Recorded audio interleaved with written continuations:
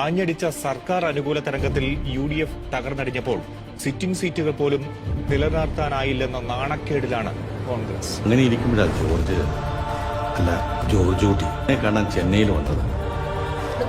നിർണായകമായ പ്രഖ്യാപനം വന്നിരിക്കുകയാണ്. VD സതീശനെ പ്രതിപക്ഷ നേതാവായി തെരഞ്ഞെടുത്തിരിക്കുന്നു. തെരഞ്ഞെടുപ്പിൽ നിലം തൊടാതെ തോറ്റ പാർട്ടിയെയും മുന്നണിയെയും കെട്ടിപ്പടുക്കുക എന്ന ചരിത്രപരമായ ദൌത്യമാണ് അദ്ദേഹത്തിന് മുന്നിലുള്ളത്. തൃക്കാക്കരയിൽ UDF വലിയ രാഷ്ട്രീയ വിജയം നേടിയിരിക്കുന്നു. ചരിത്രം പുതുപ്പള്ളി നിയമസഭാ നിയോജക മണ്ഡലത്തിലെ ചരിത്രത്തിലെ ഏറ്റവും ഉയർന്ന ഭൂരിപക്ഷം. അതായത് വടകരയിലെ ഷാഫി പറമ്പിലിന്റെ വിജയം ഉറപ്പിക്കാവുന്ന വിധത്തിലാണ് ലീഡ്. കളി തുടങ്ങി. Did you expect this? Like you said, it's just the beginning.